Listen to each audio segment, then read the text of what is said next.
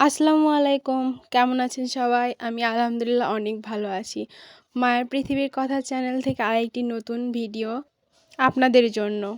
আপনারা আমার মেহেদির ভিডিও অনেক পছন্দ করেছেন, এই জন্য আরেকটা নতুন ভিডিও শেয়ার করতেছি।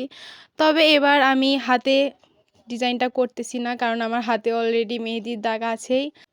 তবে আপনারা আমার মেহেদির ভিডিও এত পছন্দ করেছেন যে আমি আর ধৈর্য ধরতে পারলাম না, এই জন্য একটা নর্মাল পেপারেই ডিজাইনটা শেয়ার করলাম।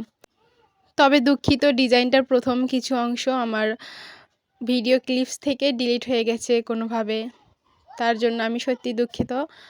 তবে আপনারা ভিডিওটি দেখলে বুঝতে পারবেন। ফার্স্টে আমি কোনাকুনি করে শেপ করে নিয়েছি, 4 কোনা করে স্কোয়ার শেপ।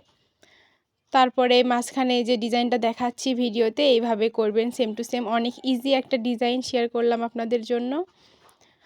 তারপরে সাইড দিয়ে ওই পাতা পাতা ডিজাইনের মতো ওইটা দিয়ে নিয়েছি। দেন একটা নতুন ডিজাইন শেখাবো আজকে। শেখাবো বলতে শেয়ার করতেছি, আপনারা হয়তো অনেকেই পারেন, তবে আমি যেটা পারি আপনাদের সঙ্গে শেয়ার করি। দেখেন, এখানে আমি একটু স্লোভাবে দেখিয়েছি যাতে এটা আপনারা সুন্দরভাবে করতে পারেন।